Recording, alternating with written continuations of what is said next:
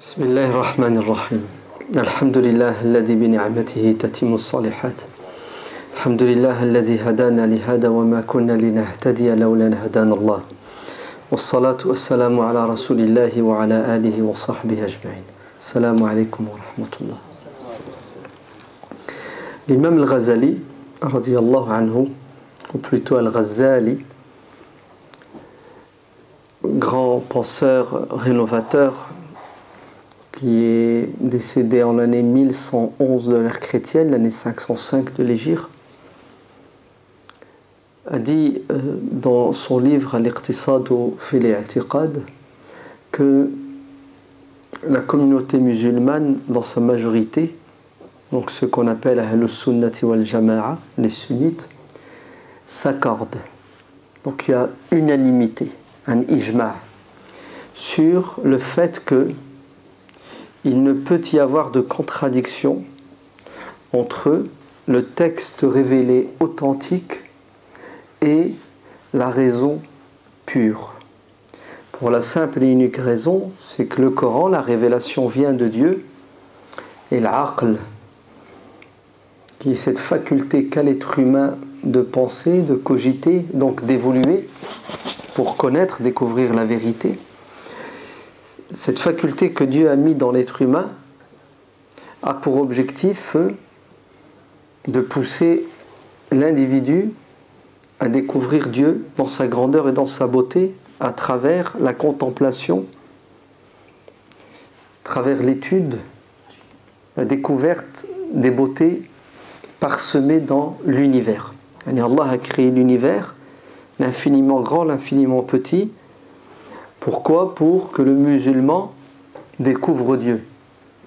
Chaque signe est la preuve de l'existence de Dieu. Et les signes sont par milliards dans cet univers, parsemés, éparpillés. Alors, il n'y a point de contradiction entre l'effort que doit faire le musulman pour comprendre, pour connaître, et la révélation qui a pour objectif de nous aider à comprendre et à connaître. Allah nous a créés, il nous connaît. C'est pour cela il nous a demandé de croire en lui et en d'autres choses. Et toutes ces croyances ne peuvent pas entrer en conflit avec la raison. Dieu ne peut pas nous demander de croire en quelque chose qui est contraire à la raison. Cependant, nous croyons en beaucoup de choses qui dépassent la raison. Et ce n'est pas parce que je ne comprends pas, ce n'est pas parce que je n'ai pas compris que la chose est fausse ou n'existe pas. C'est une question d'évolution. Et si je n'ai pas compris sur terre, je comprendrai dans l'au-delà. Mais Dieu ne peut pas nous demander de croire en quelque chose qui est contraire à la raison. Pourquoi ? Parce qu'il a créé la raison. Et tout ce qu'il nous a demandé d'accepter est conforme avec quoi ? Avec cette faculté que nous avons de réfléchir et de comprendre. Comme pour le corps. Dieu ne nous a pas demandé de porter, de supporter l'insupportable. Et Dieu ne nous a pas demandé, par exemple, de ne pas boire et de ne pas manger. Parce qu'il sait très bien, puisque c'est lui qui a créé notre corps, qu'on ne pourra pas vivre si on ne boit pas, on ne mange pas. Dieu ne nous a pas demandé de porter 10 tonnes avec notre corps, parce qu'on ne peut pas. Ainsi, l'imam al-Ghazali dit que Ahl-Sunnah wal Jama'a sont d'accord sur cette vérité indiscutable. Point de contradiction entre la raison pure et la révélation sûre. Et il dit, le rapport entre la raison et la révélation, c'est le rapport qui est entre la vue et le soleil. Si tu es aveugle, le soleil ne te sert à rien. N'est-ce pas ? Si tu es voyant et il n'y a pas de lumière, tes yeux ne te servent à rien.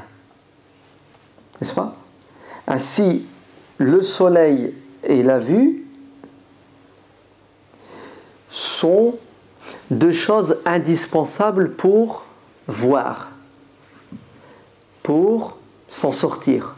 La révélation et la raison sont indispensables, elles doivent se marier, elles doivent cohabiter, elles doivent vivre ensemble pour pouvoir permettre à l'être humain, aux croyants, d'être équilibré, de pouvoir vivre sa religion de manière sereine. Car vous êtes bien d'accord que tu ne peux pas croire de manière profonde si tu n'es pas convaincu. On a besoin de quoi? On a besoin d'être convaincu pour pouvoir avancer. Le doute, c'est une maladie, il faut la combattre. Qu'est-ce qui nous permet d'atteindre le degré de la conviction? C'est la réflexion. C'est pour ça, lisez le Coran avec intelligence et vous allez découvrir que les versets qui parlent des lois, l'ahkam, sont très peu nombreux dans le Coran. Ils sont à peu près 200. C'est les versets qui imposent des limites. Halal, haram, obligatoire, interdit. Il y a à peine 200 et quelques versets. Et sur ces 200 versets, vous en avez à peine une dizaine, 9 exactement, qui parlent des peines capitales. C'est des punitions qui incombent à celui qui outrepasse, qui dépasse les limites. Et le reste des versets, les 6236 versets, on va enlever 200 versets plus 9, et les 6000 autres versets, ils parlent de quoi à votre avis? Vous avez vu la proportion, subhanallah, hein?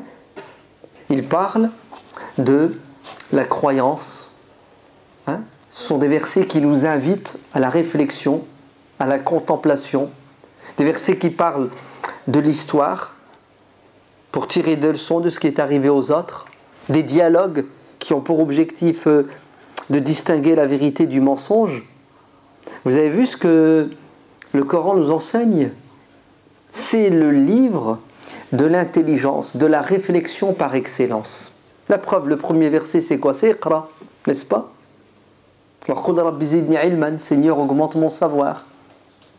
C'est un hymne, le Coran, à la science, au savoir, à la contemplation. Plus de 1000 versets incitent de manière claire et nette et précise à quoi? À la pensée, à la réflexion. 49 fois dans le Coran, Dieu nous dit afala ta'qilun, afa ya'qilun. Le terme raison est utilisé 49 fois sous toutes ses formes. Pourquoi, à votre avis? Vous savez pourquoi? Parce que l'aql, la raison, c'est l'outil sans lequel tu ne peux pas connaître Dieu.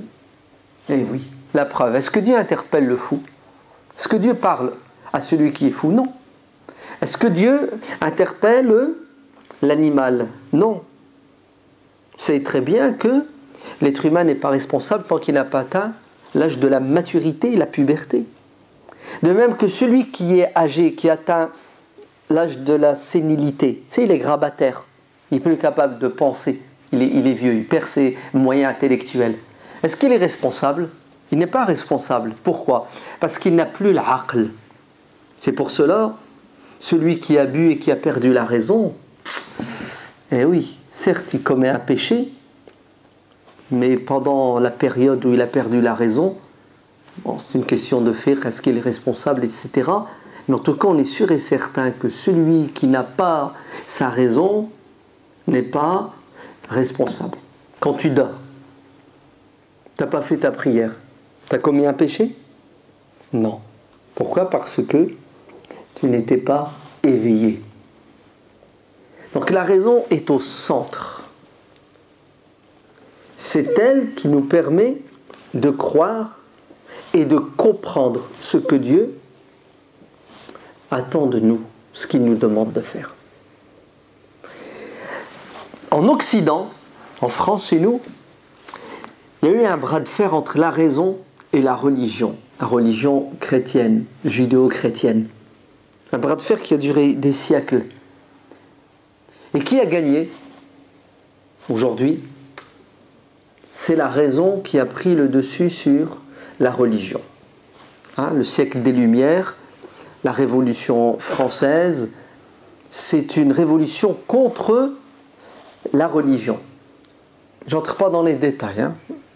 D'ailleurs, vous savez ce qu'ils ont fait? Ils ont érigé une déesse qu'on appelle la déesse de la raison. Hein, on a fait l'apologie de la raison. On a condamné les curés et on a mis sur un piédestal les savants. Parce que, malheureusement, le christianisme mal compris, mal interprété, déformé, a poussé les gens à quoi? À se révolter. Parce que ce christianisme-là interdisait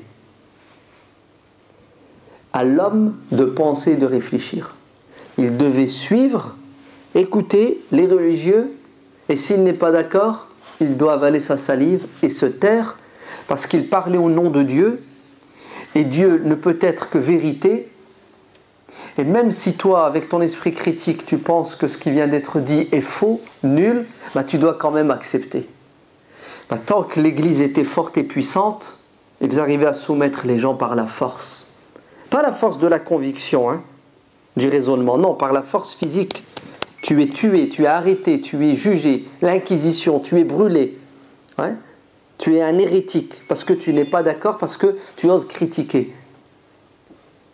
Ben, la raison a pris le dessus sur cette révélation qui contredit le bon sens.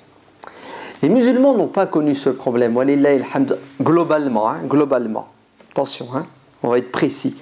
Il y a eu des moments dans l'histoire de la civilisation musulmane où la raison a été malmenée par certains religieux. Il y a eu des incompréhensions, disons. Mais de manière générale, alhamdulillah, la raison a toujours eu sa place aux côtés de la révélation.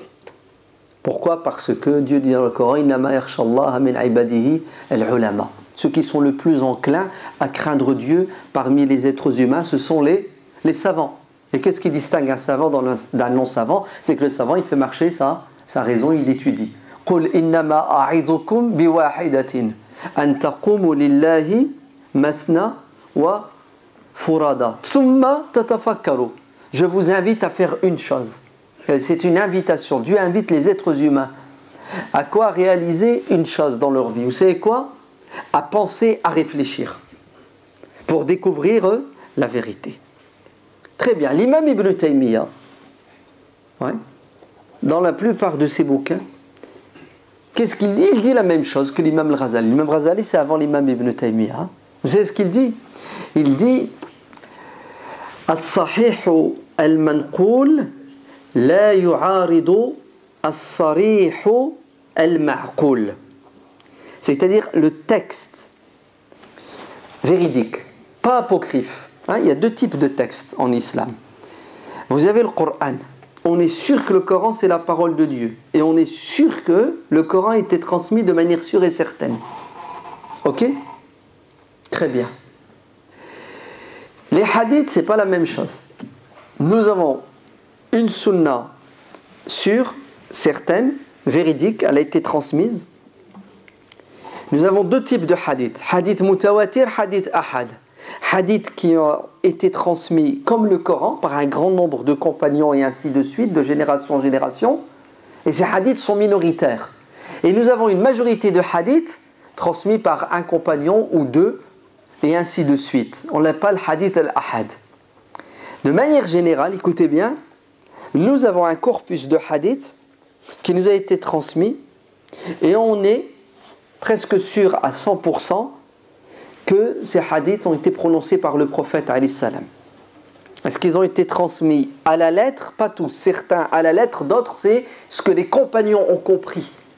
Hein, c'est le sens qui a été transmis. Très bien. Et puis nous avons des hadiths qui sont faux. Ouais. Des erreurs. Des hadiths inventés, créés de toutes pièces. Ces hadiths-là, ben, on les a mis de côté. Il y a eu ce qu'on appelle un travail de tamisage. Hein, on a sélectionné. Très bien. On a le Coran, transmis de manière sûre et certaine.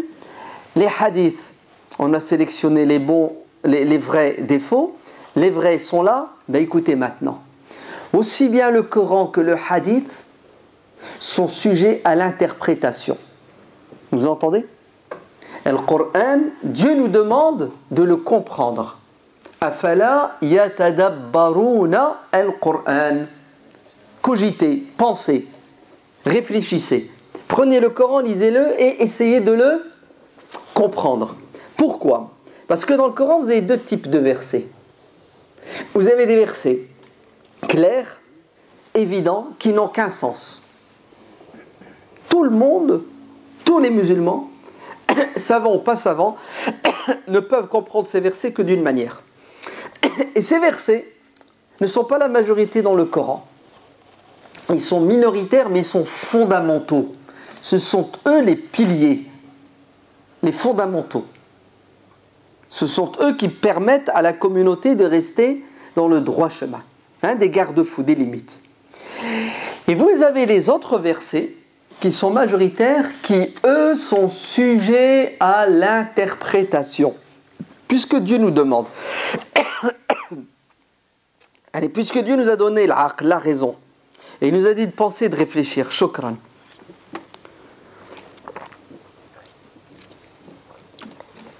Et que nous devons faire un effort intellectuel pour comprendre la parole de Dieu. Expliquez-moi. Le Coran, il fait 600 pages, admettons.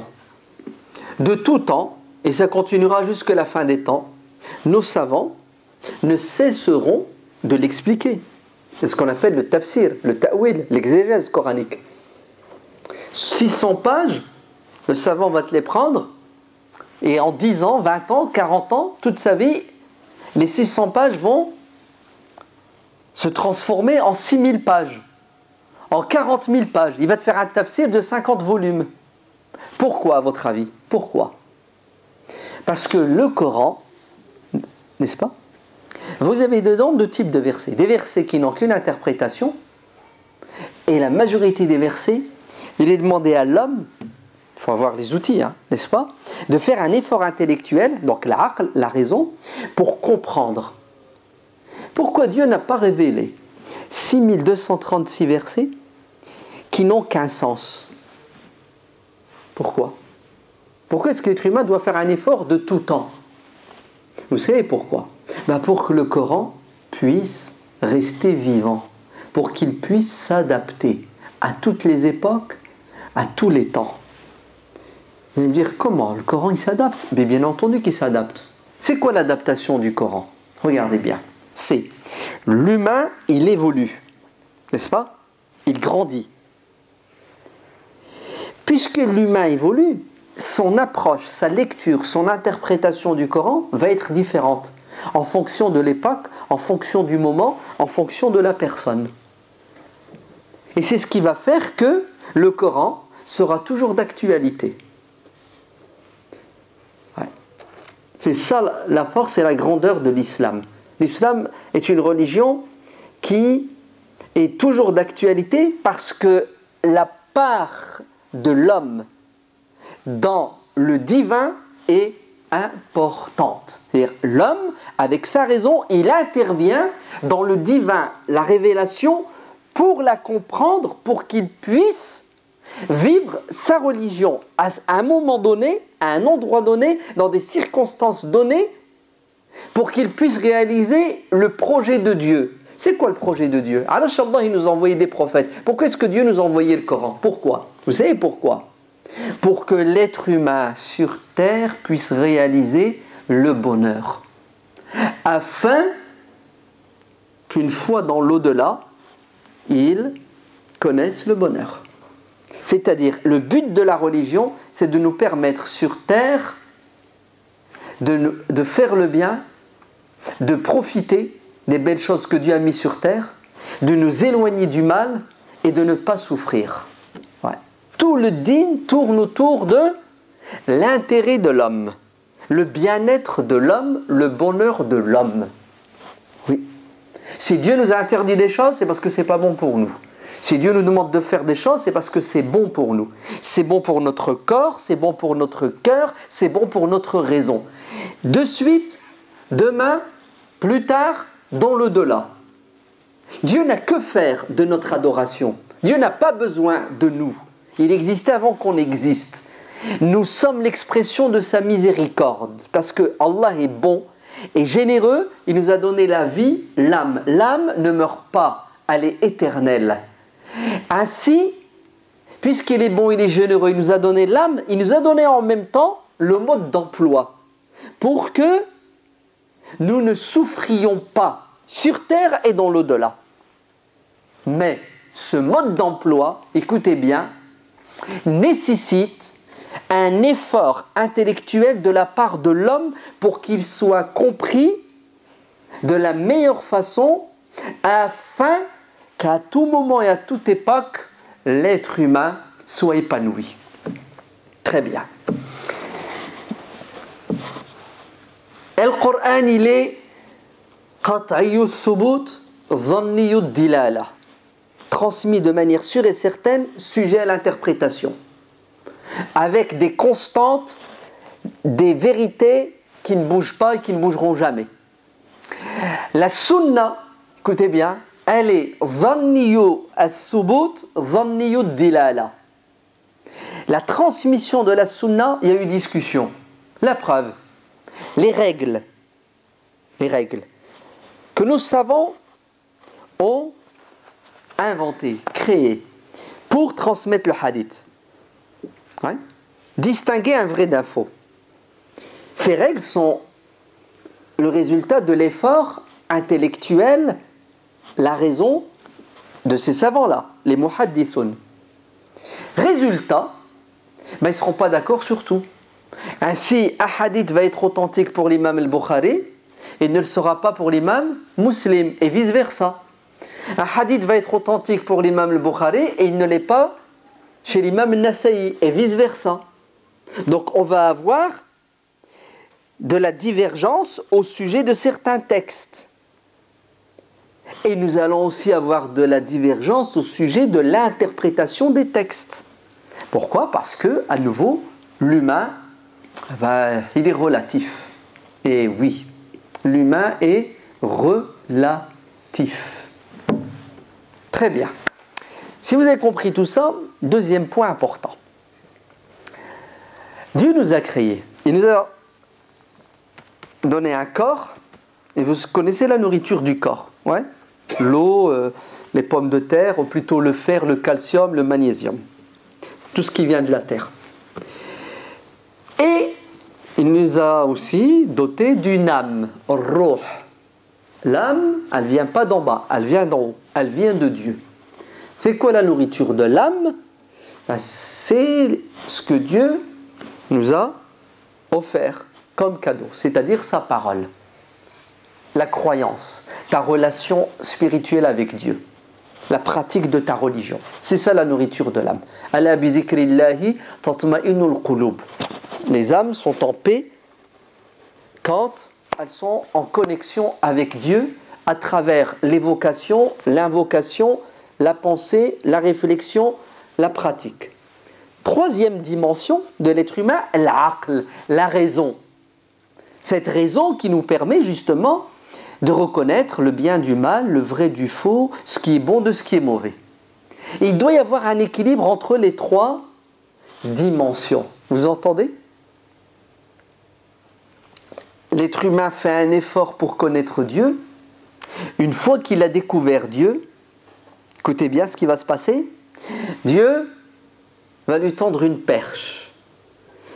Il lui a donné le moyen pour croire qui est la raison, la fitra, une âme prédisposée à croire, et une perche qui s'appelle la révélation. Il envoie un prophète avec un message. Dans ce message, réponse à toutes les questions que l'homme se pose, que la raison, auxquelles la raison n'apporte pas de réponse. À un moment donné, tu poses des questions, tu essaies de trouver la réponse, tu n'arrives pas. Par exemple, pose-toi la question, Dieu est comment ? Tu ne peux pas répondre puisque tu ne l'as pas vu. Tu ne peux pas le voir. La réponse, elle est toute simple, elle est dans le Coran. Huwallahu alladhi la ilaha illa huwa. Dieu parle de lui-même, il se décrit dans le Coran. Dieu me demande de faire quoi ? Tu ne peux pas le savoir. Tu ne vas pas inventer quand même. La réponse, elle est dans le Coran. Faites ceci, ne faites pas cela. Ainsi, qu'est-ce qu'elle fait la raison ? Regardez. Elle s'élève, elle monte, elle travaille, elle pose des questions. D'où viens-je ? Que fais-je sur terre ? Je vais où ? C'est quoi la vie ? Mais à un moment donné, tu es bloqué. Vous savez pourquoi la raison, elle a des limites. Pourquoi est-ce qu'elle est bloquée? Parce que ceux qui disent que la raison, elle est au centre de tout, elle n'a pas de limite, ce sont ceux qui ne croient pas en Dieu. Hein, il faut bien que les réponses compliquées et les questions compliquées aient des réponses. Alors qu'est-ce qu'ils disent? Ils disent, on n'a pas la réponse aujourd'hui, on l'aura dans 5 ans, dans 10 ans, dans 30 ans. La science, elle évolue. Ouais. Nous disons, c'est faux. Certaines questions auront des réponses parce qu'elles sont du domaine du matériel, et l'être humain doit faire des efforts pour connaître l'univers, le découvrir, l'exploiter, le dominer. Mais il y a des réponses métaphysiques au-dessus du matériel, tu ne peux pas apporter de réponse. Pourquoi? Parce que ça dépasse la raison et l'entendement. Très bien. Alors écoutez maintenant. La raison a des limites. Elle n'est pas parfaite. Pourquoi? Parce qu'il y a le physique et il y a le métaphysique. La raison, son domaine, c'est le physique, c'est-à-dire ce qu'on peut voir, sentir, goûter, entendre, toucher. On a 5 sens. Les 5 sens ramènent des informations au disque dur, l'aql. Le disque dur, à l'intérieur, qu'est-ce qu'il fait? Il analyse les infos. Et ensuite, il apporte des réponses, des solutions. Et si tu as un des sens qui ne marche pas, ou qui marche mal, qui foire, ouais, tu regardes, t'es myope, ouais, t'es daltonien. C'est rouge, tu vois vert. Vous êtes bien d'accord que puisque nos sens sont limités et peuvent nous faire défaut, automatiquement, la raison, elle va être quoi? Elle va être limitée. Et même, je suis ton prof, je vais te mettre dans la tête n'importe quoi. Ouais, je t'enferme, je t'isole du monde entier. Ben, tu vas croire que tu as raison. Parce que tu as tiré ton savoir de moi, tu me fais confiance, mais moi, je t'ai menti sur tout. Donc, la raison, écoutez bien, à elle seule n'est pas suffisante et elle s'égare. Elle se plante. Sinon, expliquez-moi, le mec, il a bac plus 10, bac plus 15, médecin, chercheur, ok? Cardiologue. Et il fume. Et il boit. Alors qu'il enseigne les dangers de la cigarette et de l'alcool sur le cœur. C'est impressionnant, non?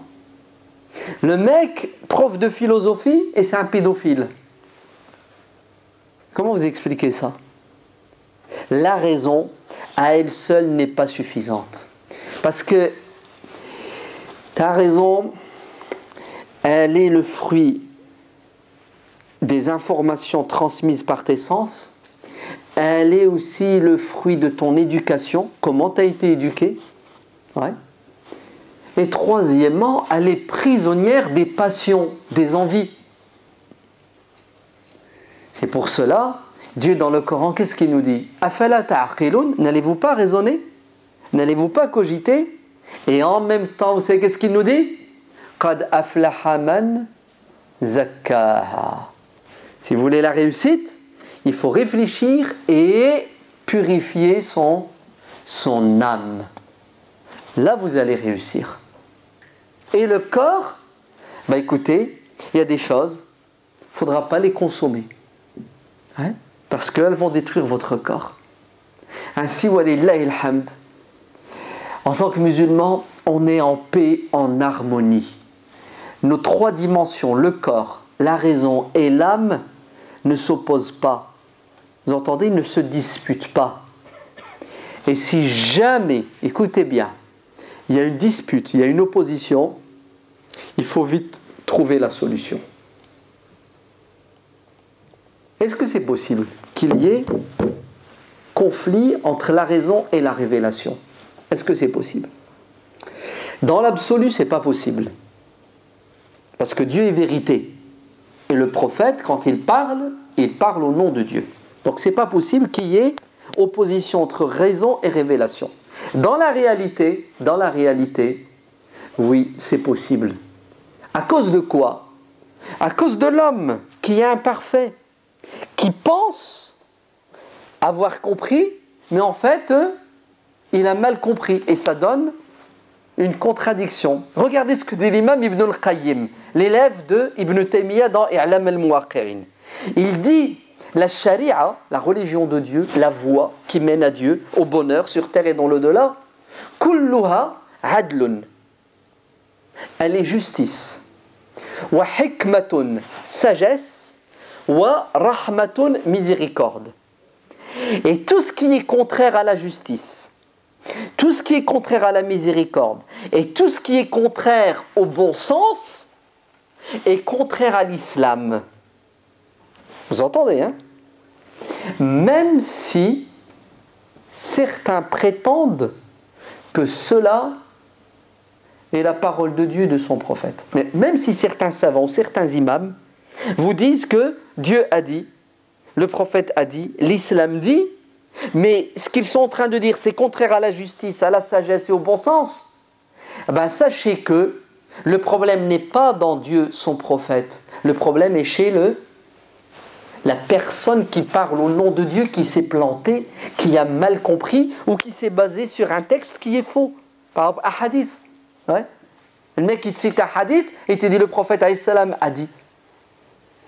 Et en fait, le prophète ne l'a jamais dit. Par exemple, imaginez-vous, je vous dis maintenant, le prophète sallallahu alayhi wa sallam a dit demandez conseil à vos femmes et faites le contraire de ce qu'elles vous diront.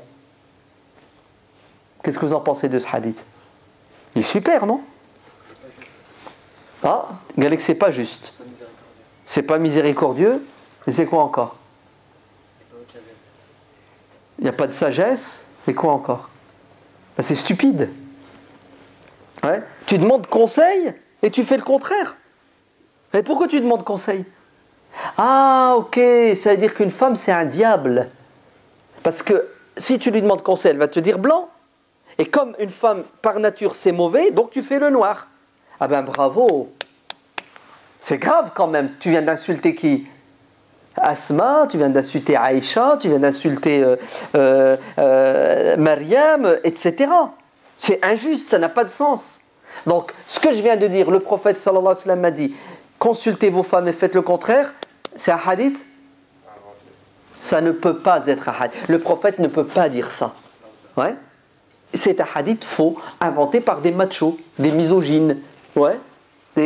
Ou tout simplement des ennemis de l'islam qui veulent saboter l'islam et faire fuir les femmes de l'islam. Vous me suivez? Un hadith qui dit mangez les lentilles car tous les prophètes ont mangé des lentilles. Qu'est-ce que vous en pensez? Pas mal, non? Le mec qui a inventé ce hadith, c'est un vendeur de lentilles. Business is business. Bien sûr. Et vous, ça vous fait rire. Ouais. Pourquoi? Parce que, attends, manger des lentilles. J'aime pas les lentilles, tous les procès. C'est bête, c'est stupide, ça n'a pas de sens. Donc, l'islam, c'est quoi? Comme dit Ibn al-Qayyim, regardez, il te dit les fondements, les piliers, c'est quoi? C'est de la justice, c'est ça? C'est du bon sens, et c'est quoi? C'est de la miséricorde. Le reste, tout ce qui est contraire, c'est contraire à l'islam. Et si quelqu'un met en avant que c'est de l'islam, ne doutez pas de votre religion, mais doutez de la personne, doutez de sa compréhension, de son interprétation de la religion. Ok?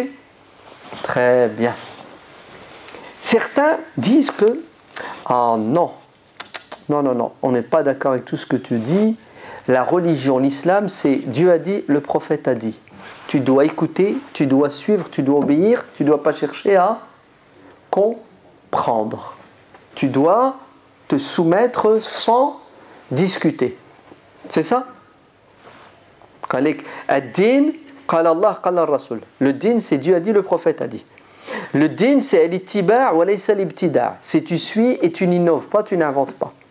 وما كان لمؤمن ولا مؤمنة إذا قضى الله ورسوله أمرا أن يكون لهم الخيرة من. Vous vous rendez compte? Il n'est pas permis à un croyant ni à une croyante, lorsque Dieu et le prophète décident d'une chose, qu'ils se révoltent et qu'ils suivent leur passion. Donc, La religion, c'est quoi? C'est tu dis Amen et tu la boucles. Ouais. C'est ça? Oui. Et preuve à l'appui, Ali ibn Abi Talib radiallahu anhu a dit, si le din, la religion, c'était une question de raison et de logique, on essuierait le dessous des chaussettes et non pas le dessus. Hein, quand vous faites le wudu, vous les gardez vos chaussettes. Vous passez votre main où? En dessous ou au-dessus? Au-dessus. Ali ibn Abi Talib dit, si c'est une question de logique, la religion, il faudrait essuyer en dessous parce que en dessous, c'est là qui est sale. Ben non. Dans le din, il faut essuyer le dessus. Donc, le din, c'est quoi? C'est, tu dis Amen et tu ne cherches pas à poser des questions, à comprendre, tu dois obéir. Il y en a qui disent ça.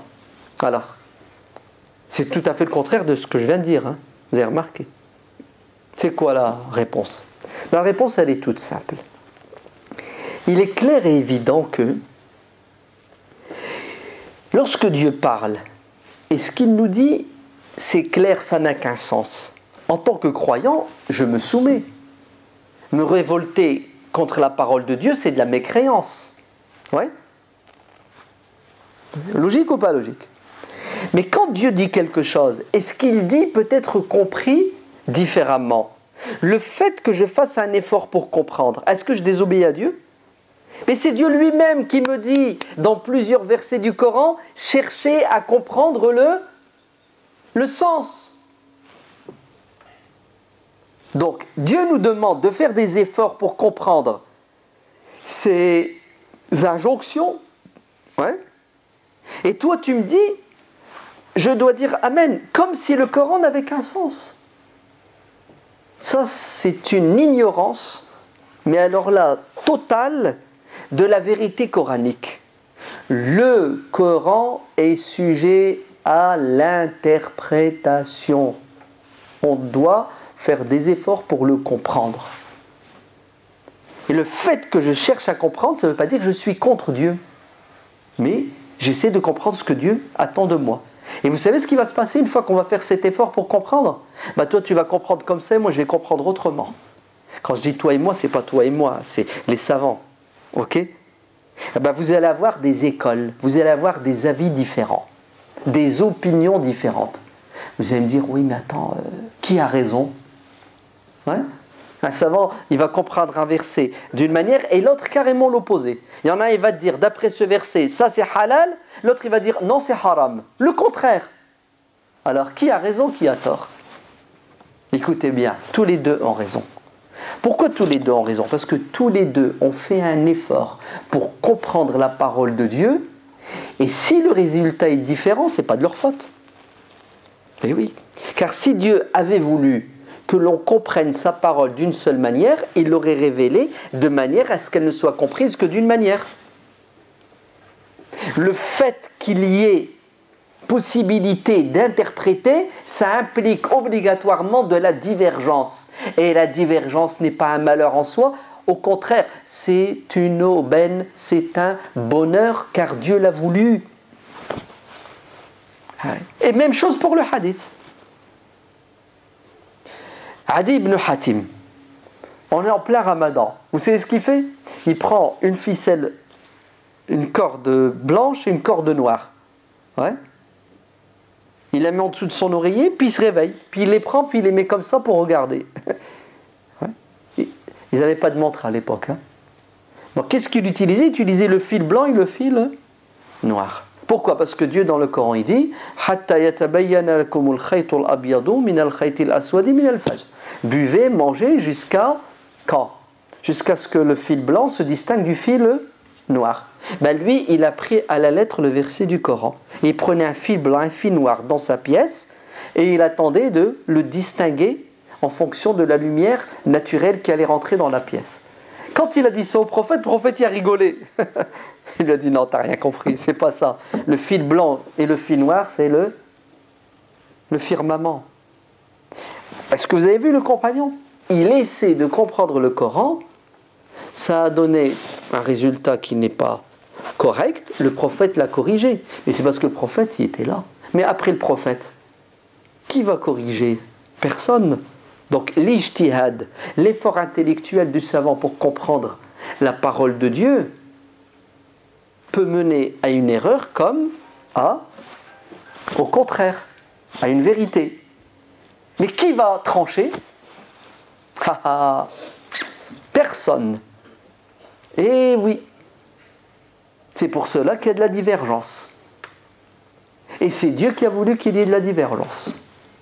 C'est pour ça que ceux qui vous disent que il suffit d'avoir le Coran et la Sunna et on règle tous nos problèmes.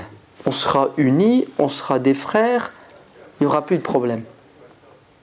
Vous savez, ceux qui disent ça, ils connaissent ni le Coran ni la Sunna. Vous savez pourquoi? Parce que la divergence est due au Coran et à la Sunna. Tout simplement. Car le Coran est sujet à l'interprétation, la Sunna est sujette à l'interprétation.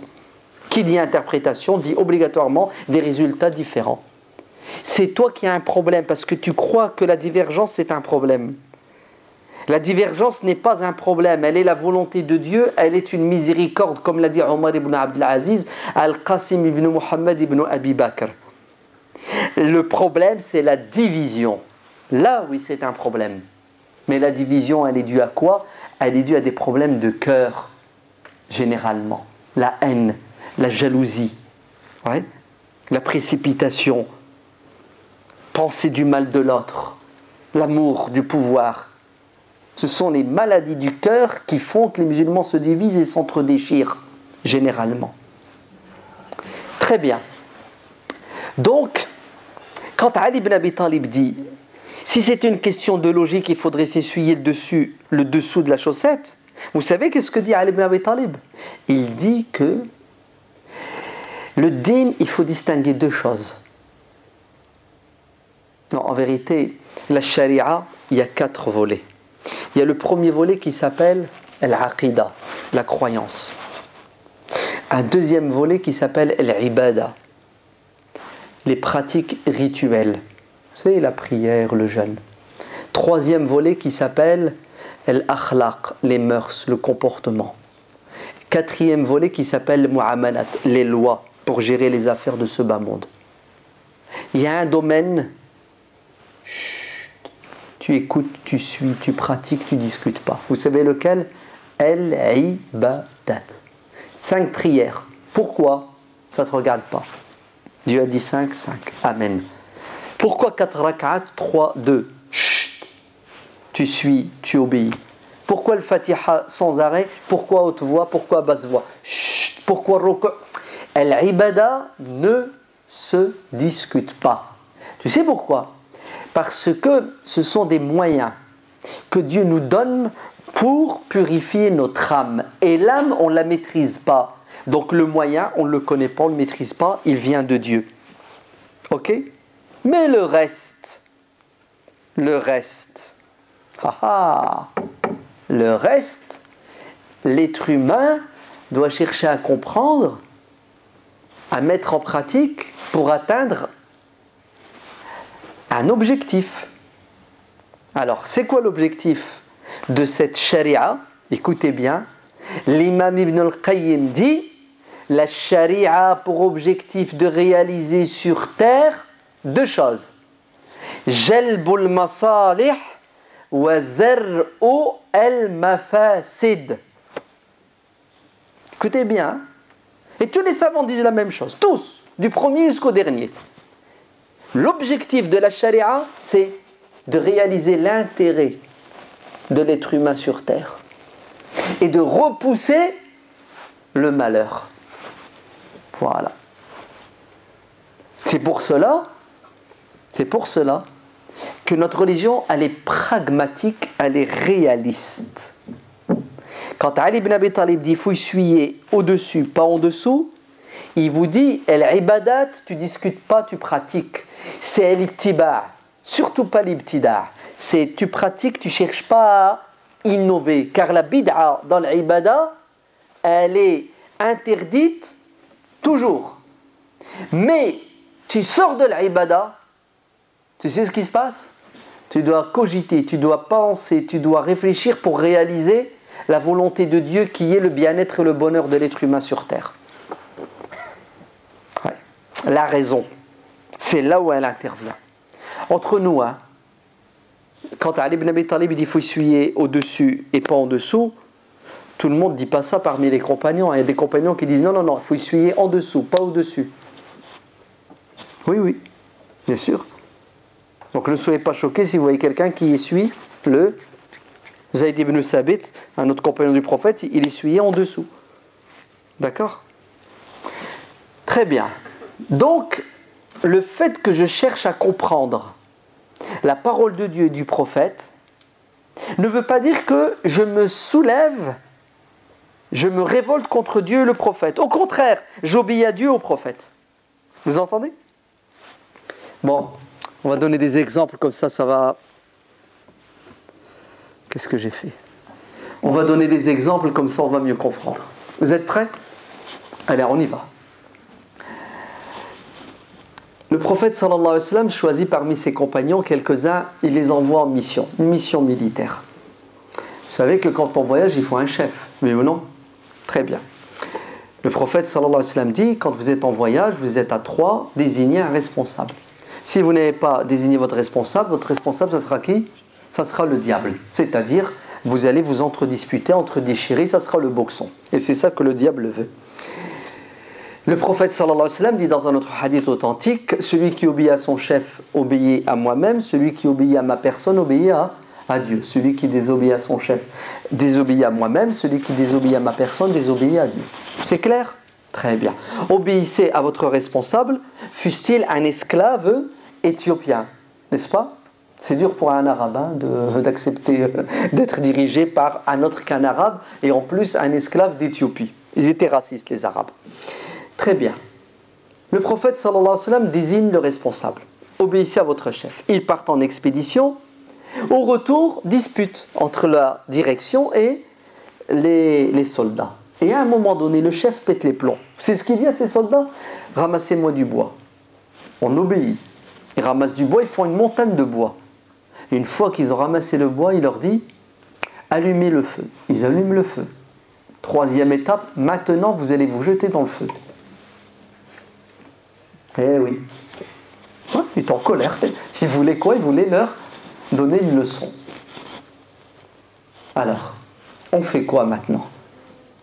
Dieu nous a dit dans le Coran wa ati'u Allaha wa ati'u Rasula wa ulil amri minkum. Obéissez à Dieu, obéissez au prophète et à vos dirigeants, c'est ça ? Le prophète a dit, on a cité les hadiths. Il n'y a pas un dilemme ici ? Ouais, il y a un dilemme. Qui c'est qui va trancher ? Si vous prenez les textes, les mecs ils se jettent en enfer. La preuve, le chef leur a dit, je suis votre chef. Le prophète m'a désigné comme chef et vous a dit d'obéir. Je vous donne un ordre, jetez-vous. Heureusement qu'ils n'étaient pas stupides, les compagnons. Hein. Heureusement qu'ils n'étaient pas littéralistes. Ouais. Heureusement qu'ils avaient une raison. Le plus jeune d'entre eux, dit le hadith, et le hadith il est dans le Bukhari, hein.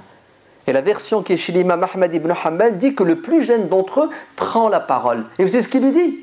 Il lui dit, on s'est converti à l'islam pour ne pas aller en enfer, et toi tu veux nous jeter dans le feu. Wallah qu'on n'obéit pas. T'es malade. Ça c'est moi qui le dis, hein, t'es malade. Ouais. T'es fou. Et ils vont rentrer à Médine. Le chef, il va se plaindre, il va les balancer. Ouais. Il va dire au prophète, ils m'ont désobéi, ils ne sont pas des bons soldats, ils ne sont pas des bons musulmans. Et eux aussi ils vont se plaindre. Prophète, t'as vu, il est fou ce mec, il veut nous. Le prophète va donner raison à qui ? Il va se tourner vers les soldats et il va leur dire, si vous lui aviez obéi et que vous vous étiez jeté dans le feu, vous seriez en enfer jusqu'à la fin des temps. Eh oui, c'est-à-dire vous auriez fait un péché et vous serez resté en enfer. Innama ta'a fi al-ma'ruf.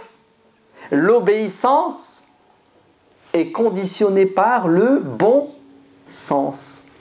C'est-à-dire vous obéissez à votre chef jusqu'à une certaine limite. Quand il vous demande ce qui est contraire à quoi ? Le hadith dit al-ma'ruf. Vous savez c'est quoi le ma'ruf ? C'est ce qui est communément reconnu par la majorité des gens comme étant bon. Quelle que soit la religion, quel que soit le niveau intellectuel, tous les êtres humains sont d'accord pour dire que ne pas mentir, c'est bien. Mentir, c'est pas bien. Tu sais, c'est la fitra. Allah nous a créé avec des réflexes. Donc, j'obéis jusqu'à une certaine limite. Logique ou pas logique? Très bien. Écoutez la suite. Même chose, expédition militaire, il y a un soldat qui est blessé à la tête, le matin il se réveille, il doit faire ses grandes ablutions. Il est en état d'impureté majeure. Mais j'ai un problème, je suis blessé, il fait froid, on ne peut pas chauffer l'eau. Je fais quoi? C'est ce qu'ils lui disent ses collègues. Ils disent non, tu dois faire les grandes ablutions, on a de l'eau. Il dit ouais, mais vous avez vu, je suis malade. Il n'y a rien, malade, pas malade, tu fais tes grandes ablutions. Il les a suivis. Il a fait le wudu, ça a aggravé sa maladie, il est mort. Il rentre à Médine, il raconte au prophète ce qui s'est passé. Qu'est-ce que le prophète leur a dit? Il leur a dit, vous l'avez tué, que Dieu vous tue. Vous l'avez tué, que Dieu vous tue. Vous l'avez tué, que Dieu vous tue. Ne savez-vous pas que la solution à l'ignorance, c'est le questionnement? Vous vous rendez compte ce que vous venez de faire? Vous l'avez envoyé, Mskin, 6 pieds sous terre. Au nom de quoi? Au nom d'une pratique religieuse, les grandes ablutions, alors que le din a pour objectif de préserver l'intégrité de l'être humain. Est-ce que notre religion est venue pour nous donner la mort? Le crime est interdit et le suicide est interdit. Vous entendez? Tu n'as pas le droit. L'islam te dit tu jeûnes. Tu sens que tu es en danger, tu bois et tu manges. Parce que le jeûne n'est pas venu pour détruire ton corps, mais il est venu pour purifier ton cœur. Tu es en train de faire la prière, il y a le feu. Tu dis je reste dans la prière, je ne bouge pas. Non. Parce que l'islam est venu pourquoi? Pour protéger l'homme dans son intégrité, son corps, son cœur et sa raison. C'est pour ça que le suicide est haram, c'est pour ça que l'alcool est haram, puisque ça tue le cerveau, c'est pour ça que l'honneur de quelqu'un est sacré, tu n'as pas le droit de le toucher, les biens de quelqu'un sont sacrés. Les savants s'accordent pour dire que la charia a pour objectif de préserver 5 piliers fondamentaux. Vous entendez? Ad-din, la religion. Ouais. Wa an-nafs, la vie. Al-mal, l'argent. Al-ird, l'honneur. Wa al-aql, la raison. Et tout ce qui peut détruire ces 5 choses est à combattre et à rejeter. La preuve, regardez. Abu Barzat al-Aslam.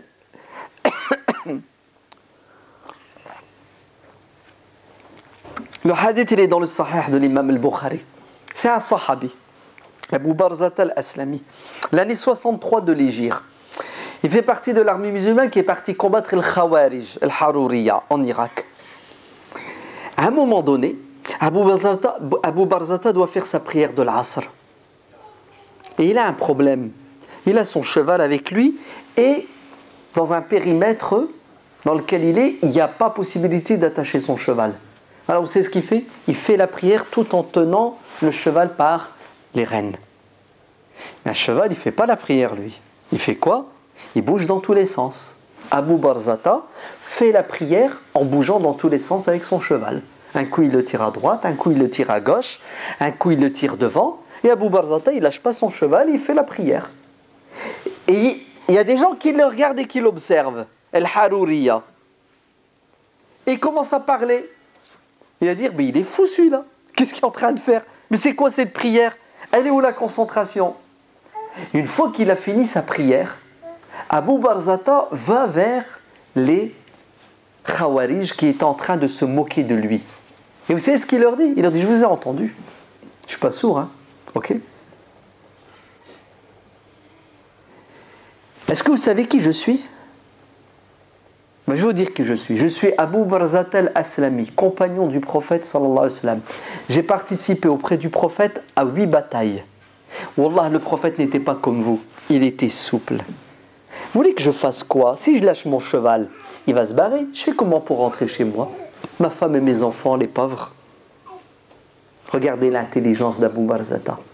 Vous avez vu la logique et le raisonnement? Il a su faire l'équilibre entre une obligation qui est la prière et préserver un intérêt qui est son cheval, qui est sa famille. C'est comme ça que les compagnons ont compris. Les compagnons n'ont pas compris le dîn comme étant un handicap et contraire à l'intérêt. Hayram ibn Milhan, radiyallahu anhu, il sort de chez lui, il passe à la mosquée pour faire la prière de Subh. Mu'adh ibn Jabal dirige la prière. Mu'adh ibn Jabal, il n'y a rien à faire, il y a le temps. La prière dure longtemps de Subh. Hayram, il y a un problème. Il a rendez-vous à 8h, il doit aller bosser lui. Vous savez ce qu'il a fait? Il est sorti de la prière. Il s'est mis dans un coin, il a fait son Subh à son allure, en fonction de ses impératifs. Il bosse, il y a un travail. Il sort de la mosquée, il prend son chameau, il va dans son verger. Il faut donner à boire au palmier avant que le soleil ne se lève. C'est pour ça qu'il était pressé. Quand il a fini son travail, il va à la mosquée pour déposer une plainte. Contre qui? Contre le compagnon du prophète le plus expert dans le halal et le haram, Mu'adh ibn Jabal. Et quand il arrive à la mosquée, il trouve Mu'adh qui arrive au même moment, lui aussi pour se plaindre de cet homme qui a été traité d'hypocrite. Parce qu'il a quitté la prière pour la dunya. Vous entendez? Et le prophète va écouter les deux parties avec les deux oreilles. Et il va se tourner vers Mu'adh ibn Jabal et lui dire: tu es un fattan, ya Mu'adh. Tu es quelqu'un qui perturbe les gens. Tu es quelqu'un qui met les gens dans la galère, ya Mu'adh. Vous entendez comment le prophète a critiqué Mu'adh? Tu es un fattan. Quand tu pries, tu dois tenir compte de qui? Du plus faible, du malade, de celui qui a un travail, zal haja, celui qui a un boulot. C'est pas une religion intelligente, dites-moi, billahi alaykum. C'est pas de la raison, ça. C'est pas de la logique, c'est pas du bon sens. Et vous pouvez prendre l'ahkam. Non, regardez, vous allez voir. Il y a des sahaba qui viennent se plaindre. Ya Rasulallah, tu peux intervenir, il y a un problème au marché. Les prix sont trop élevés, les denrées alimentaires. Tu sais, les commerçants, ils ont doublé, triplé les prix. Ô prophète, tu es le chef de l'État, tu es le messager de Dieu. Tu ne peux pas fixer les prix, limiter les augmentations. La farine, pas plus d'1 €, l'eau, 50 centimes. Qu'est-ce qu'a dit le prophète sallallahu alayhi wa sallam? Il a dit: n'en déplaise à Dieu, je ne veux pas ressusciter le jour de la résurrection avec une injustice. Dieu, c'est celui qui donne et celui qui reprend. Je ne touche pas au prix. Liberté totale du commerce. C'est clair? Hadith sahih. Ben regardez maintenant. Omar ibn al-Khattab, vous savez qui est Omar? Ça va? Ok? Omar ibn al-Khattab, il voit un compagnon qui était en train de vendre des raisins secs. Je lui dis: à quel prix tu vends ces raisins? Si ma mémoire est bonne, je crois que c'était Mu'adh. Je lui dis: à quel prix tu vends les raisins? Il lui dit: on va dire à 2 €. Vous savez ce que lui dit Omar? Il lui dit: 2 €. Aïwa, tout le monde, vous faites du commerce, vous mettez les prix que vous voulez, et vous nous mettez dans la galère et la misère. Ça ne marche pas comme ça. Tu vas vendre tes raisins à 10 centimes d'euros le kilo. Et Omar va imposer des prix sur certaines denrées alimentaires. Il va fixer, il va mettre un plafond. Allez, vous dites quoi maintenant? Il a fait le contraire de ce que le prophète sallallahu alayhi wa sallam a dit et a fait. Oui ou non? On suit qui? On suit Omar ou le prophète? Le prophète sallallahu alayhi wa sallam a dit dans le hadith de l'Irbad ibn Saraya: suivez ma sunna et la sunna de mes califes bien guidés. Accrochez-vous à leur quoi? À leur sunna, c'est-à-dire leur manière de penser, de pratiquer la religion. C'est ça? On fait quoi? Billahi alaykum. Tous les deux ont raison. On suit le prophète et on suit Omar ibn al-Khattab. Vous savez pourquoi? Parce que quand le prophète a dit: je ne touche pas au prix, le prophète a dit cela en tant que chef d'État, qui a estimé que les produits alimentaires qui étaient chers, la hausse des prix n'était pas due à la malhonnêteté des commerçants, mais c'était dû à des circonstances purement économiques, c'est-à-dire c'est indépendant de leur volonté. Il n'y a pas plus Ils ont investi beaucoup. Hein, ce n'était pas une augmentation volontaire créée de toutes pièces par des commerçants qui veulent exploiter. C'est pour ça qu'il a dit « je ne touche pas au prix ». À l'époque de Omar ibn al-Khattab, qu'est-ce qu'il a vu? Il a vu que les prix n'étaient pas dus à des conditions, des circonstances indépendantes de leur volonté. C'est pour ça qu'il a fixé il avait une politique d'État de fixation des prix. En fait, vous savez quoi? Écoutez bien. Le Coran et la Sunna ont pour objectif de réaliser l'intérêt de l'être humain sur terre et de repousser tout ce qui peut faire mal à l'être humain sur terre. Vous avez compris? Le prophète, ce qu'il a dit, c'est ça qui était bon à son époque pour les commerçants et les clients. À l'époque de Omar ibn al-Khattab, qui connaît bien le Coran, qui connaît bien la Sunna, il a estimé que c'est le contraire qu'il fallait faire. Et il n'y a pas de contradiction. Il y a de l'intelligence dans la compréhension des textes à la lumière du contexte et des objectifs nobles de la charia. Le prophète sallallahu alayhi wa sallam, l'année 7 de l'Hégire, il fait ce qu'on appelle la bataille de Khaybar. C'est ça?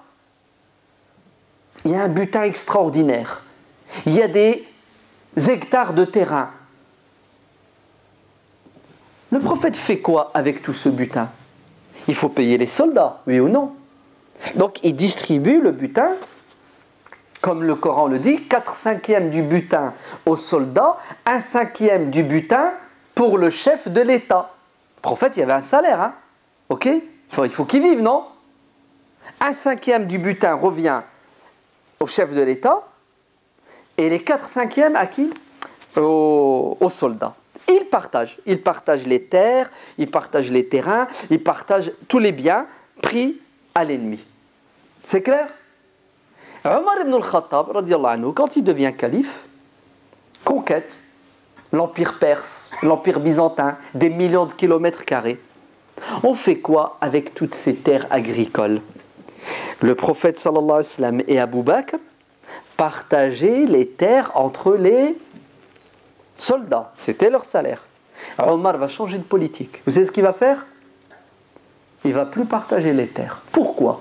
Écoutez bien ce qu'il dit. Il dit, si je partage ces millions de kilomètres carrés entre quelques milliers de soldats, je vais créer une frange de la société musulmane, des gens qui vont devenir des propriétaires terriens, qui vont posséder beaucoup d'argent, eux et leurs familles, et le reste de la population musulmane, elle va rester quoi? Elle va rester pauvre.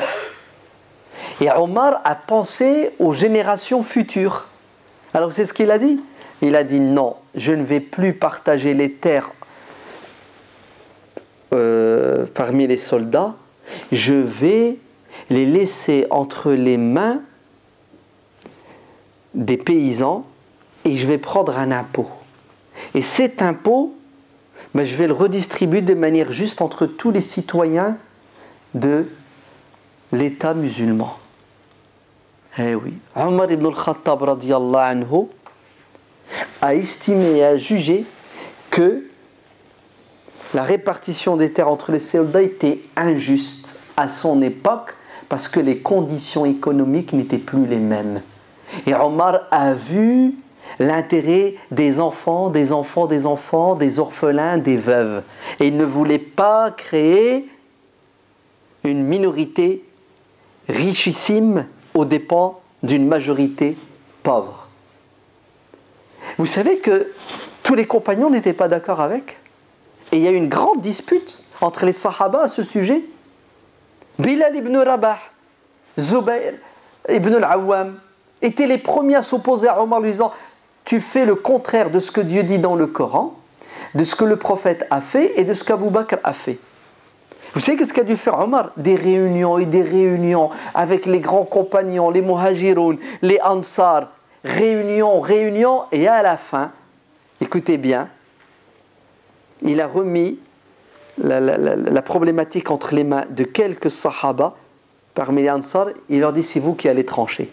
Et ils ont tranché en faveur de l'opinion de qui? De Omar ou du reste? C'est-à-dire un verset du Coran. Écoutez bien, un verset du Coran. ce que le prophète a fait, ce qu'Abu Bakr a fait, et ce que beaucoup de compagnons disaient qu'il fallait faire. Ben, c'est Omar ibn al-Khattab qui l'a emporté. C'est son avis et l'avis d'autres sahaba. Pourquoi? Est-ce qu'Omar était contre le Coran? Est-ce qu'Omar était contre la sunna du prophète? Contre la sunna d'Abu Bakr? Non. Omar a compris que ce verset a un objectif qu'il faut réaliser. Le prophète, ce qu'il a fait, c'était bon. Ce qu'Abu Bakr a fait, c'était bon. Mais moi, aujourd'hui, vu les conditions, vu plein de paramètres, c'est ça qu'il faut faire. Et Omar avait raison, radiyallahu anhu. C'est impressionnant, hein? Vous ne trouvez pas, non? Hudayfa ibn al-Yaman, gouverneur de l'Madaïn, Ctesiphon, la capitale des Perses. Il a épousé une juive. Omar lui envoie un texto, il a dit tu divorces tout de suite. Tout de suite, il a dit tu divorces. Hudayfa lui a envoyé un mail. C'est ce qu'il lui a dit. Il a dit attends, je divorce pas tant que tu m'auras pas dit si c'est halal ou haram. Ce que j'ai fait là, je suis marié avec une juive, c'est halal ou haram. Qu'est-ce que lui a dit Omar? Il lui dit je te parle pas du halal et du haram. Tu sais pourquoi tu vas divorcer d'elle? Parce que si vous mettez à épouser les juives et les chrétiennes, qui va épouser les musulmanes? Qui va épouser les musulmanes? Eh oui. Alors que Dieu dit dans le Coran وَالْمُحْصَنَاتُ مِنَ الَّذِينَ أُوتُوا الْكِتَابَ مِنْ قَبْلِكُمْ. Il vous est autorisé d'épouser les juives et les chrétiennes chastes et vertueuses. Allah l'autorise, oui ou non? Omar l'interdit. C'est pourquoi il l'interdit, Omar? Parce que ce qui est autorisé, si ça mène au résultat contraire, on va restreindre ce qui est autorisé, on va l'interdire pour que ça ne donne pas des résultats catastrophiques. Alors, intelligent Omar ou pas intelligent? Hudayfa, il a divorcé ou il n'a pas divorcé? Il a divorcé.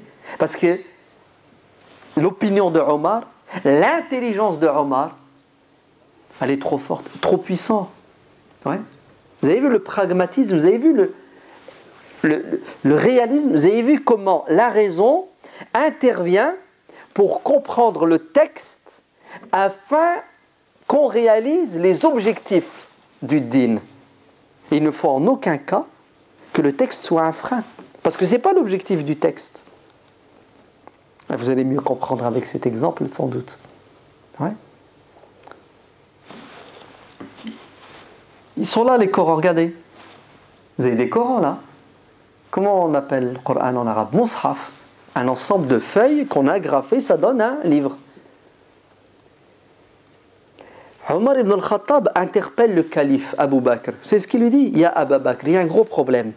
Les sahaba qui connaissent le Coran par cœur sont en train de tomber martyrs dans les batailles contre les apostats. Hurub Ridda, Musaylim al-Kaddab, Hadiqat al-Maut. 500 sahabis qui connaissaient le Coran sont morts ce jour-là. Sont tombés martyrs, pardon. Omar tire la sonnette d'alarme. Il dit à Abu Bakr, le calife, il faut faire quelque chose. Si ces gens-là meurent, le Coran meurt avec eux. Car le prophète n'a pas laissé de livre. Il a laissé le Coran dans la tête des compagnons et des parchemins, des fragments de Coran parsemés, dispersés chez les compagnons. Mais il n'y avait pas un livre. Qu'est-ce que lui dit Abu Bakr? Il lui dit niet. Non, on ne fait pas de mushaf. Pourquoi? Le prophète, il ne l'a pas fait. Vous avez compris? Le prophète ne l'a pas fait. Qu'est-ce que lui dit Omar? Il lui dit, et alors si le prophète il l'a pas fait? C'est pas un mal, c'est un bien. Huwa khayr. C'est un bien. Ce que je suis en train de te dire là, qu'il faut faire, c'est logique. Ça tient la route, c'est bon, c'est utile, c'est nécessaire. Les sahaba qui connaissent, s'ils meurent tous, on est foutus, il n'y a plus de Coran. Abu Bakr lui dit, oh non, non, non, non, je ne vais pas le faire parce que le prophète ne l'a pas fait. Si c'était un bien, le prophète l'aurait fait. Omar lui dit, où est le mal? Et c'est un bras de fer entre Abu Bakr et Omar. Qui va gagner? Qui va l'emporter? C'est la logique et le bon sens de Omar. Et Abu Bakr va se soumettre, il va revenir sur sa manière de penser. C'est pour ça ceux qui vous disent aujourd'hui, ah non, non, non, non, ça il ne faut pas le faire. Pourquoi? le prophète ne l'a pas fait, les compagnons ne l'ont pas fait, les salaf salih ne l'ont pas fait. Donc il ne faut pas le faire. Une espèce de rigolo, va. Ce n'est pas parce que le prophète n'a pas fait quelque chose qu'on ne doit pas la faire, cette chose. Ce n'est pas parce que les sahaba ne l'ont pas fait qu'on ne doit pas le faire. Si ta logique, elle était bonne, on serait mort aujourd'hui, on n'aurait pas de Coran. Vous comprenez ? Le problème n'est pas le prophète l'a pas fait, les sahaba l'ont pas fait. Est-ce que c'est bien ou c'est pas bien ? Est-ce que c'est bon ou c'est mauvais ? Est-ce que c'est nécessaire ou non ? Est-ce que c'est utile ou non ? Est-ce que c'est en contradiction avec la religion ? Si c'est pas en contradiction et c'est nécessaire, alors l'islam dit bienvenue à tout ce qui peut être utile et nécessaire aux musulmans pour leur rendre la vie facile. Mais sinon c'est une catastrophe. Est-ce que vous savez, il y a 90 ans, il y a 100 ans, il y a des savants qui ont fait des fatwas pour dire le micro haram.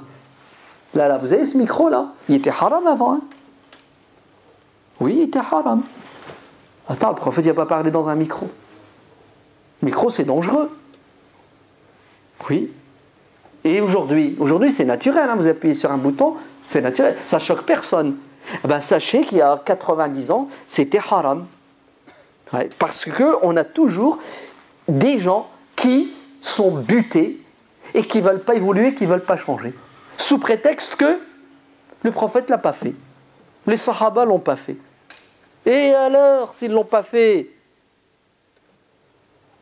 nous faisons ce que nous estimons être le mieux, le meilleur pour nous à notre époque.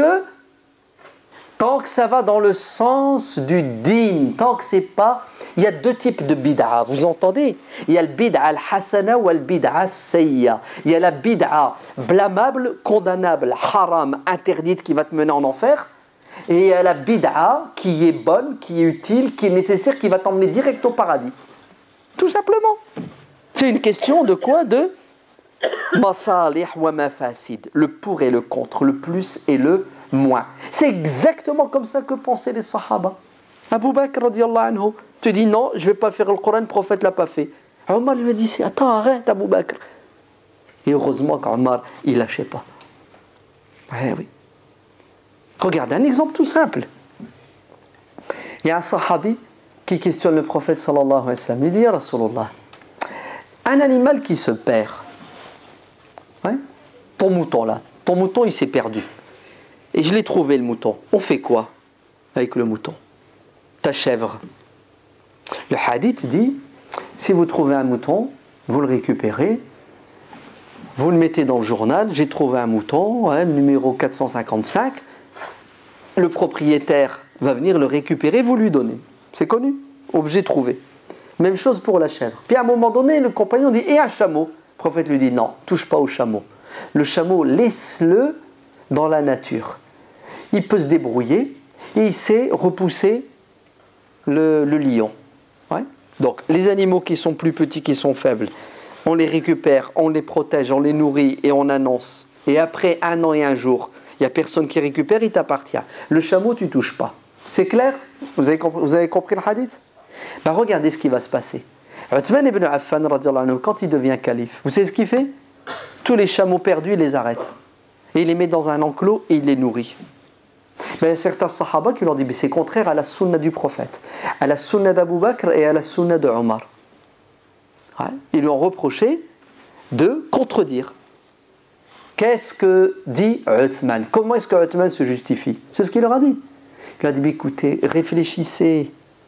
Aujourd'hui, il y a beaucoup de paramètres qui n'existaient pas à l'époque. Au temps du prophète d'Abu Bakr et de Omar, les gens ils étaient pieux et honnêtes. Aujourd'hui, on a beaucoup de gens malhonnêtes. Si on laisse les chameaux traîner, ils vont les prendre, ils vont les manger, ils vont les vendre. Ils ne vont pas les garder pendant 1 an et ensuite les rendre. Vous entendez ? Et si on les laisse traîner, c'est pas le lion le danger, c'est la malhonnêteté des gens. Alors, pour l'intérêt général, on récupère ces bêtes égarées, on les préserve, on les protège. Vous avez compris ce que veut dire Uthman ? Ouais. C'est pas la même époque. Il y a des changements. Donc, qu'est-ce qu'on fait ? Allez, on va le dire. On va évoluer. On va s'adapter. Ouais, on va s'adapter. Tu es un mécanicien, je te dépose ma voiture pour la réparer. Boum, il y a un arbre qui tombe sur ton garage, ma voiture elle est écrasée. Yallah, tu fais quoi? Tu me paies ou tu me paies pas? Vous faites quoi? Le hadith du prophète, c'est ce qu'il dit: tu n'es pas responsable. Tant pis pour moi. Je récupère la ferraille et il me reste mes 2 yeux pour pleurer. C'est clair?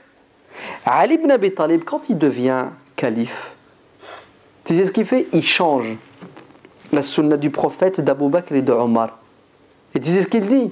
Il dit: l'artisan est responsable de quoi? De la marchandise, de l'objet qui est déposé par l'individu. Je dépose ma voiture, tu dois me la rendre comme je te l'ai déposée, tu la répares, je te paie, tu la répares pas, je la reprends. On a dit: allez, tu fais quoi? Ils ont pas fait ça les autres. Il dit: oui, mais ça a changé. Aujourd'hui, on a beaucoup de gens qui sont malhonnêtes. Tu lui déposes ton chameau, tu sais ce qu'il va faire? Mais il va le vendre et puis il va dire: bon, je l'ai perdu. Vous avez compris comment les Sahaba avaient une capacité d'interprétation et d'adaptation de la religion en fonction du moment, de l'époque, de la société, de la pression, des intérêts, en fonction de plein de paramètres. Et wallah, ils ont cette compréhension de la religion, ils la tirent du prophète sallallahu alayhi wa sallam. Regardez, le prophète arrive à la Mecque. Vous êtes prêts? Il fait la conquête de la Mecque. Ouais. Est-ce que il va distribuer la Mecque? C'est des soldats, ils ont pris la Mecque. Non, ils ne touchent pas à la Mecque.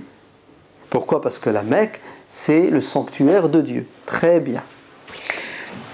À un moment donné, le prophète sallallahu alayhi wa sallam fait un discours, il dit: Mecca, al-Haram al-Makki, le sanctuaire sacré mécois, est sacré. Et il délimite. Je ne sais pas si vous êtes déjà allé à la Mecque, il y a des panneaux. À partir de cette limite, vous entrez dans quoi? Dans Al-Haram al-Makki, le sanctuaire sacré de la Mecque. Vous n'avez plus le droit de faire ce que vous voulez. Vous n'avez pas le droit de chasser. Vous n'avez pas le droit de couper les arbres. C'est ça? Les plantes. Vous n'avez pas le droit de ramasser quelque chose. Ouais. À l'intérieur, il y a des lois. Hein. C'est zone spirituelle protégée, sacrée protégée. C'est clair? Regardez ce que le prophète dit. Écoutez bien. Il dit: vous n'avez pas le droit de pourchasser les animaux, vous n'avez pas le droit de les chasser, vous n'avez pas le droit de tuer, vous n'avez pas le droit de couper les arbres, d'arracher les branches et les feuilles. C'est ça? Et boum, il y a un sahabi qui lève la main, qui s'appelle Al-Abbas ibn Abd al-Muttalib, qui est son oncle. C'est ce qu'il lui dit? Il dit: prophète, s'il te plaît, autorise-nous une plante qui s'appelle Al-Idkhir, parce qu'on en a besoin. Nous les forgerons et les feuilles, nos femmes en ont besoin pour en faire un produit. C'est pour les yeux. Le prophète lui dit: ok, d'accord. Vous voyez, il y a 5 minutes, tout était haram. Le compagnon lève la main, il demande: prophète, fais une exception. Il dit: ok, j'accorde l'exception. Parce qu'il y a un intérêt. Vous avez vu comment le prophète était? Il n'était pas compliqué, le prophète. Il était d'une logique. Mourith, il se dispute avec sa femme. Il divorce. Tu es d'accord? Mourith, il vient pleurer. Il dit au prophète: s'il te plaît, dis à mon ex-femme, Barira, de m'accepter, de ne pas... Ouais. Allez, je veux rester avec elle. C'est qu'est-ce que fait le prophète? Il attrape Barira. Il lui dit: Barira, c'est Mourith qui m'envoie pour intercéder en sa faveur. S'il te plaît, est-ce que tu peux retourner chez lui et être à nouveau son épouse? Ouais. Attends, tu t'imagines, toi le prophète, il t'attrape et il dit: épouse cette femme, tu fais quoi? Tu l'épouses ou non? Tu l'épouses. Le frère, il fait ça. Il doute. Ouais. Naam. Vous savez qu'est-ce qu'a dit Barira au prophète? C'est ce qu'elle a dit, prophète. Elle dit: prophète, est-ce que c'est un ordre que tu me donnes ou c'est un conseil? Vous avez vu comment elle distingue quand le prophète parle? Il y en a qui disent: ah non, le prophète il a dit. Il y a un miskin, il faut distinguer quand le prophète parle. Est-ce que c'est un ordre? Est-ce que c'est une recommandation? Est-ce que c'est un ordre religieux? Ou est-ce que c'est un ordre du domaine de la dunya, qui peut changer, évoluer en fonction des circonstances. Et les compagnons, ils étaient comme ça, ils étaient intelligents, ils ne croyaient pas que c'était des... Le prophète lui dit, Barira, écoute, c'est juste un conseil. Ouais. Elle dit, prophète, j'en veux pas. Wallah, j'en veux pas.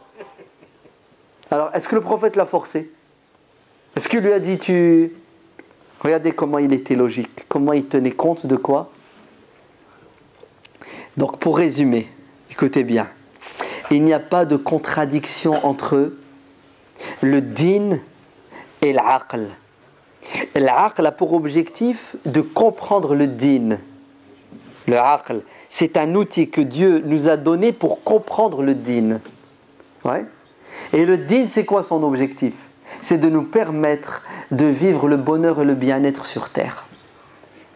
Et vous avez intérêt d'aborder le din via les fondements, les textes qui sont clairs, nets, qui sont des garde-fous, et l'intelligence et le bon sens.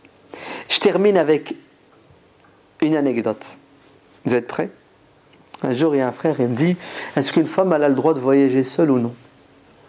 Je lui explique.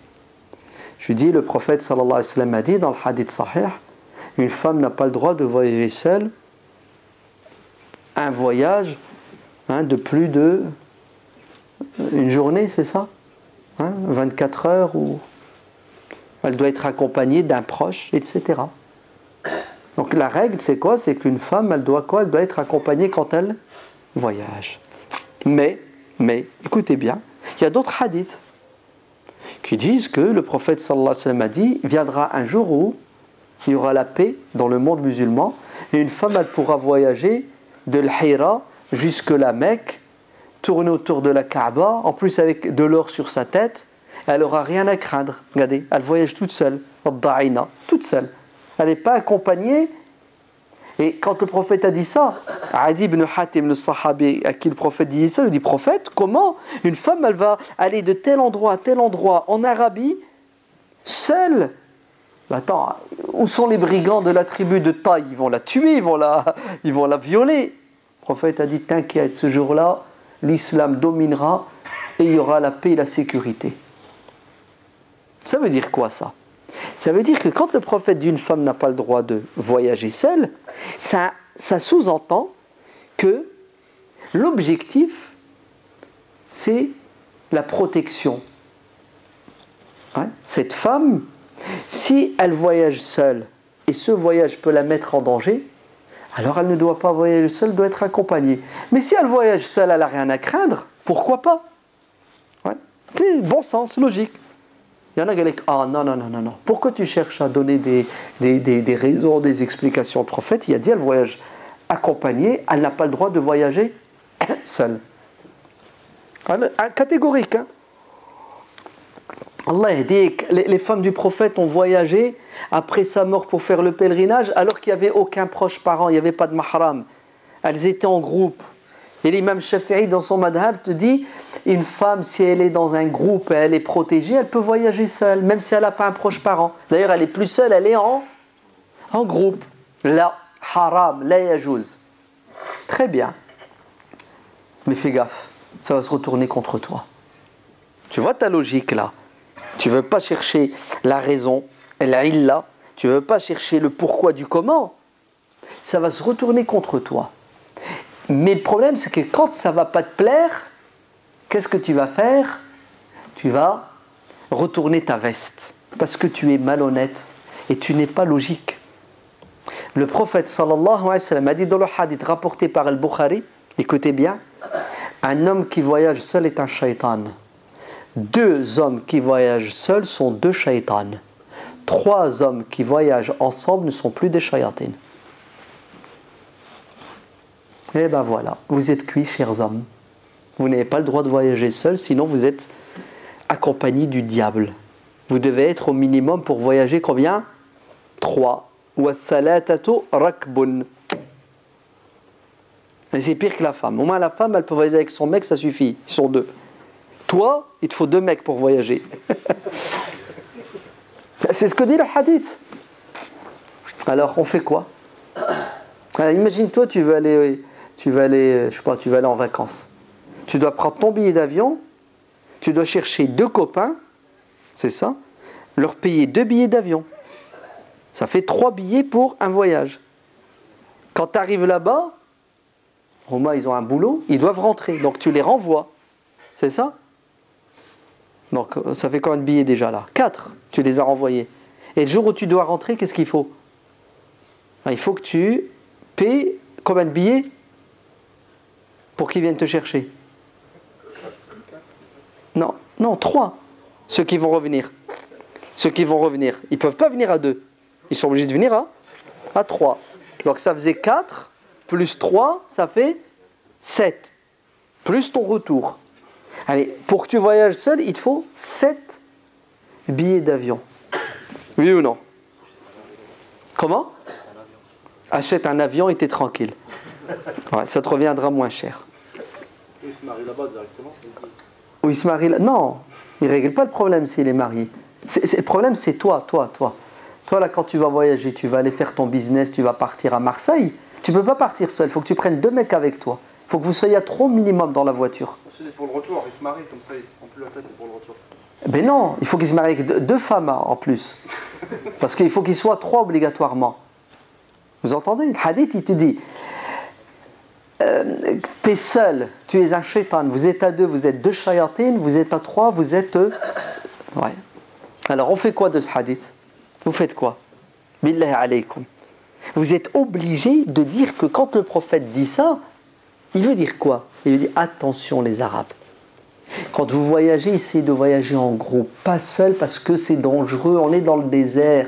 Une tempête de sable, ton chameau il se barre avec l'eau, il y a des brigands, il y a des voyous, vous comprenez? Il parle dans un milieu, dans un contexte qui est bien particulier, qui nécessite quoi? Qui nécessite des mesures.